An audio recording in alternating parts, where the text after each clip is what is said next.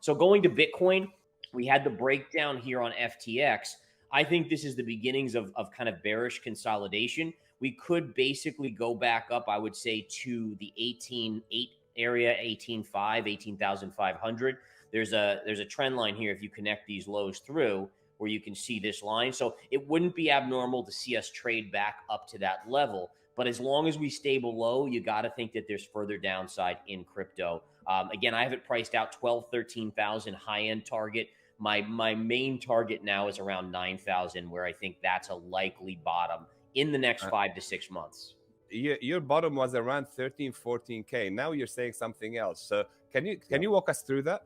Yeah, absolutely. So the measured move was the first thing that I was talking about a while back, where if you take this initial move lower to this point here, that distance, then you do a measured move and it takes you to about 14,000 down here. Now we're almost there, but the only thing that kind of screwed that up is you had this long period of sideways consolidation.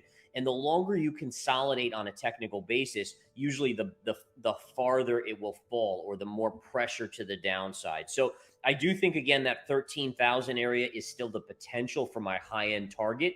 But what concerns me more is the fact that FTX to me is basically like the Lehman Brothers of 2008. I was looking at the similarities between Lehman, when that bank collapsed in the US in 2008 in the Great Recession, and then how long did it take the market to bottom following the Lehman Brothers collapse, and then looking at the crypto markets and saying, okay, is the FTX collapse like a Lehman Brothers collapse? And the answer is it's very, very similar.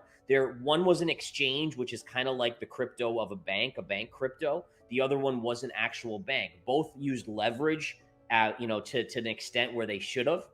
And then also both created the same level of fear in the market, where people, when Lehman collapsed, people really were running to banks and trying to take their money out. Here you have it everyone's trying to pull their money out from exchanges, right? And if we go to the S&P 500 here, and this is super, super interesting to look, let's go all the way back to 2008, all right?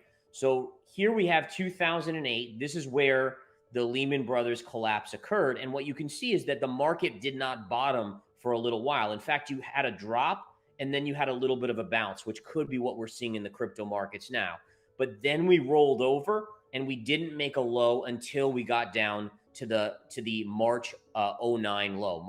And that actually was about 5 to 6 months from the Lehman collapse. So right away, I'm thinking, okay, human nature tends to repeat, if not rhyme, and here we have a same scenario where there's going to be liquidations, there's going to be forced selling. Think about all these funds that had over leverage involved in FTX. They now have to sell assets, they have to sell Bitcoin, they have to sell other things to try to get themselves back in alignment. That's going to keep pressure in the crypto market for a while. And then so you're thinking 5 to 6 months of downside. And then if you look at the percentage here, here's around 1,200. And we went to about 666. So it was about a 40 to 50% drop from the Lehman Brothers collapse to the low. So if we go to Bitcoin and we just think about that logically, you're now at a point where you're saying, okay, from the breakdown here, let's say 50% puts us at around 9,000, give or take. And that means that the low could be being put in between, I would say, 6 months from now. We have November, December, January, February, March. So between March and April would be the low pivot on the crypto markets. The other thing to keep in mind as well is that, markets need to flush through key levels, and the 10,000 level would be very key in breaking the back of many investors in crypto. And it's not that I want that to happen. It's just that's a normal thing in markets where they push investors to extremes where the investors give up. And if you look back at 2017, once we topped out and collapsed, there was a point where crypto and Bitcoin traded at 3,500 or so. And there was a lot of people that gave up on Bitcoin and said, it's not going to be anything big. It's done. It's over. CNBC took it off their ticker. They didn't even talk about it. And we haven't seen that in crypto yet. Everyone's still talking about Bitcoin. So it makes me think that we're not quite at a low just yet.